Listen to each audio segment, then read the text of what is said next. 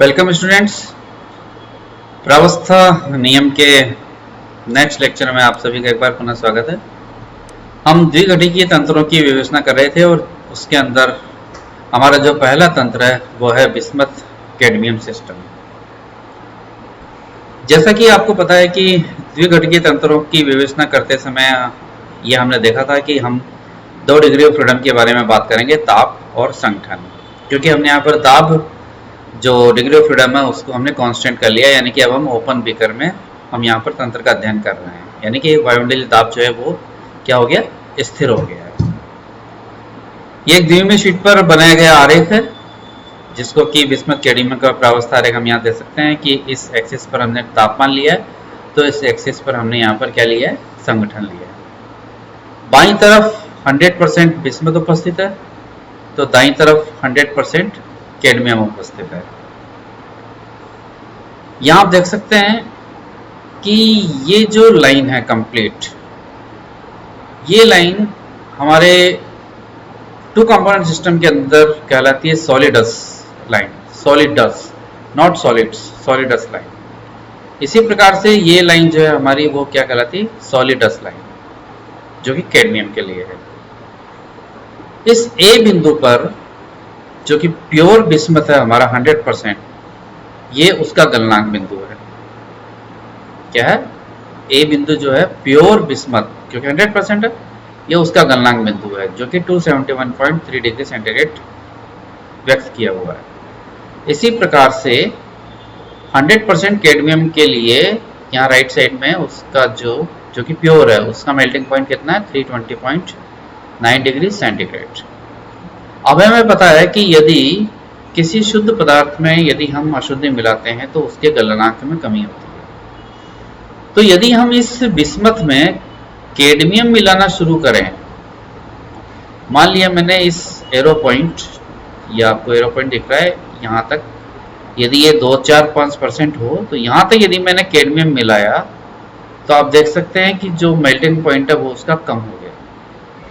अब चूंकि कैडमियम आपने मिलाया है यहाँ पर इसमें, तो जो टोटल कंपोजिशन है वो तो 100 ही होना है। तो होगा क्या कि जो एक्स्ट्रा बिस्मथ है वो यहाँ पर क्या हो गया, सेपरेट आउट हो गया, पृथक हो गया, क्योंकि उसका गलनांक कम हो गया।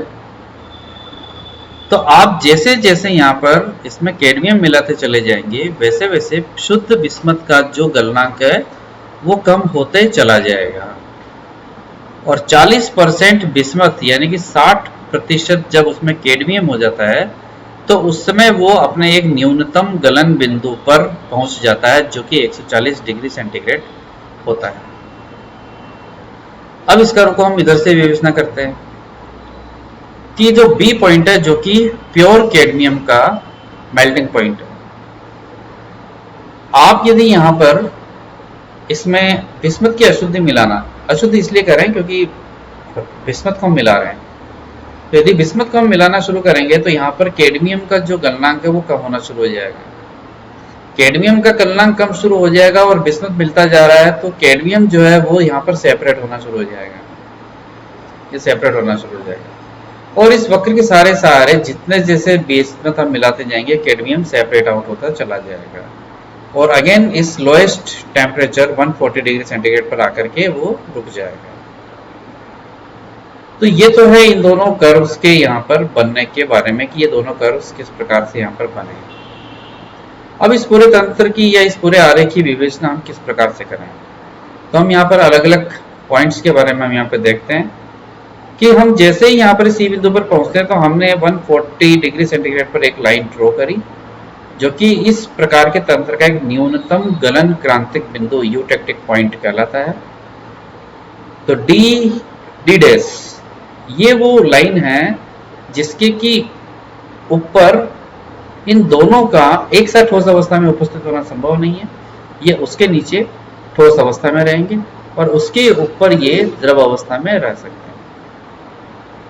परंतु हमने आपको जिस प्रकार से ए घटिकीय तंत्रों की विवेचना करते समय बताया था कि आप सबसे पहले यहाँ पर किस बारे में विवेचना करिए, कर्व्स या एरियाज उनको लेते हुए। तो यहाँ सबसे पहले हमने आपको कर्व के बारे में बताया, कर्व एसी जो कि मेल्टिंग पॉइंट कर्व है किसका, बिस्मथ का। डिग्री ऑफ फ्रीडम कैसे अप्लाई होगी? कंपोनेंट 2 है C-P+2 1, ये तो आपका रूल है पूरा। तो कंपोनेंट 2 है, वहां पर दो प्रावस्थाएं हैं, 2-1 अप्लाई किया 1। फेजेस कौन कौन सी? सॉलिड, बिस्मथ और सॉल्यूशन। आप देखिए कर्व AC पर, ये कर्व AC, क्योंकि यहाँ बिस्मथ सेपरेट आउट हो रहा है, बिस्मथ, और ये सॉल्यूशन, ऊपर सॉल्यूशन नीचे सॉल्यूशन। इसी प्रकार से कर्व BC की यदि हम बात करें तो यहाँ पर भी अगेन वही दो प्रावस्थाएं हैं, कैडमियम है और सॉल्यूशन है। कर्व BC पर भी क्या है? यहाँ पर कैडमियम है और सॉल्यूशन है।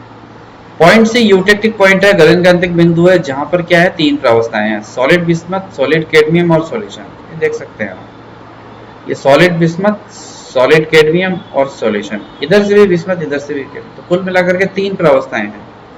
तो उस परिस्थिति के अंदर ये जो तंत्र अचर है, अर्थात ये जो बिंदु है वो कब प्राप्त हो सकता है? तब ही जबकि इन दोनों के कंपोजिशन में 40% बिस्मथ हो और टेम्परेचर 140 डिग्री सेंटीग्रेड हो। उस परिस्थिति के अंदर हमें ये यूटेक्टिक पॉइंट वाला जो मिक्सचर है वो प्राप्त होगा। इसी प्रकार से हम आगे यदि बात करें एरिया DAC और DDSPC, जो एरिया DAC है, ये DAC वाला एरिया, इस एरिया के अंदर हम देखते हैं कि जैसे ही हम बिस्मथ में कैडमियम मिलाते हैं तो बिस्मथ सेपरेट आउट होता है। तो यहाँ पर आपको ठोस बिस्मथ नजर आएगा और विलयन नजर आएगा। इसी प्रकार से इस DDC वाले एरिया के अंदर आपको यहाँ पर ठोस कैडमियम और सॉल्यूशन नजर आ रहा है। दो प्रावस्थाएं हैं, दो प्रावस्थाएं। एरिया है वो ACB, इस ACB के ऊपर किसी भी बिंदु पर, किसी भी जगह पर जो तंत्र है वो पूर्ण रूप से एक दूसरे में मिश्रणीय है और विलयन अवस्था में है। अर्थात किसी भी कंपोजिशन में बिस्मथ और कैडमियम एक दूसरे में पूर्ण रूप से मिश्रणीय है, यानी कि यहाँ पर 80% बिस्मथ है और 20% कैडमियम है, तो भी वो पूर्ण रूप से मिश्रणीय है। यहाँ पर यदि 50-50% बिस्मथ और कैडमियम है, तब भी वो पूर्ण रूप से मिश्रणीय है। तो ये सॉल्यूशन की एक ही प्रावस्था है। Area below the DC dash, इस DC डैश के नीचे हम देख सकते हैं कि सॉलिड बिस्मथ और कैडमियम है। यहाँ आप यदि देखोगे तो इस वाले एरिया के नीचे हमने एक लाइन ड्रॉ करी है, डैश डैश डैश, जहां हमने लिखा है solid bismuth plus eutectic mixture, और इस लाइन के इधर इस एरिया में हमने लिखा है cadmium solid plus eutectic mixture. ध्यान रखना, ये जो यूटेक्टिक मिक्सचर है, ये यूटेक्टिक मिक्सचर के अंदर कोई नया कंपाउंड या नया सॉलिड नहीं है। इसके अंदर बिस्मथ और कैडमियम का ही सॉलिड्स का मिक्सचर है। बस ये है कि यहाँ पर जो साइज है वो इक्वल साइज है, जबकि ये बिस्मथ के टुकड़े कुछ यहाँ पर ऊपर से नीचे बनते हुए आ रहे हैं, तो इनका क्रिस्टलाइजेशन होने की वजह से ये बड़े आकार के हैं। तो यहाँ पर कैडमियम कुछ बड़े आकार का है, लेकिन चूंकि बिस्मथ शायद साइज में बड़ा हो या छोटा हो, बिस्मथ ही है, इसी प्रकार से कैडमियम का भी साइज बड़ा हो या छोटा हो, वो कैडमियम ही है। तो कुल मिलाकर के इस नीचे की पूरी इस अवस्था में D डैश के नीचे आपको सिर्फ दो ही ठोस प्रावस्थाएं नजर आएंगी, बिस्मथ और कैडमियम, बिस्मथ और कैडमियम। यहां पर अब हम विवेचना करेंगे effect on cooling, the solution having 70% cadmium. अब तक आपको यहाँ पर इस बिस्मथ कैडमियम तंत्र के बारे में सामान्य पूरी जो जानकारी है वो मिल गई होगी कि किस प्रकार से इस आरेख को बनाया गया है। AC कर्व क्या है, BC कर्व क्या है, यहाँ पर क्या है, यहाँ क्या है, और इन एरियाज में क्या है, फेज रूल को कैसे अप्लाई करना है, ये सब हमने यहाँ पर देख लिया। अब हम यहाँ पर एक इंटरेस्टिंग फीचर्स को यहाँ पर अप्लाई कर रहे हैं, जो कि एग्जाम में कई बार पूछा जाता है। सवाल ये आता है कि इस बिंदु पर उपस्थित मिश्रण को यदि ठंडा किया जाए तो होने वाले परिवर्तनों की विवेचना कीजिए। तो आप देखेंगे कि इस A पॉइंट पर, जिसमें कि 70% कैडमियम है और 30% बिस्मथ है, जो कि सॉल्यूशन फॉर्म के अंदर है, एक प्रावस्था के अंदर है, यदि हम इसे कूल करें तो कूल करने पर ये यदि बिंदु B पर जैसे ही आएगा तो हम देखते हैं कि बिंदु B हमारे कैडमियम का मेल्टिंग पॉइंट है इस कंपोजिशन पर। तो यहां से जो कैडमियम है वो सेपरेट आउट हो जाएगा। तो जैसे ही कैडमियम सेपरेट होगा उस मिक्सचर में से, तो बिस्मथ का परसेंटेज इंक्रीज होगा, और मेल्टिंग पॉइंट तो कैडमियम का कम होना ही है, तो बिस्मथ का परसेंटेज इंक्रीज होता चला जाएगा। तो अल्टीमेटली वो इस बिंदु पर आकर के क्या होगा, यूटेक्टिक पॉइंट में कन्वर्ट हो जाएगा। इफेक्ट ऑफ कूलिंग ऑन ये 70 डिग्री सेंटीग्रेड। अल्टीमेटली यहां आकर के ये जो सारा का सारा जो मिक्सर है जिसमें कि 40% बिस्मथ है और 60% कैडमियम है, वो सारा का सारा सॉलिडिफाई होकर के जम जाएगा।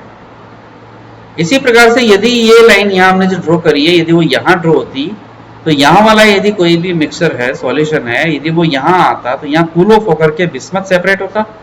बिस्मथ सेपरेट होगा तो उसमें इस कर्व के साथ साथ कैडमियम का जो परसेंटेज है वो इंक्रीज होगा और बिस्मथ सेपरेट आउट होता चला जाएगा और इस कर्व के सारे सारे इस पॉइंट पर आकर के सारा का सारा जो मिक्सर है वो यूटेक्टिक मिक्सर के तौर पर सॉलिडिफाई हो जाएगा।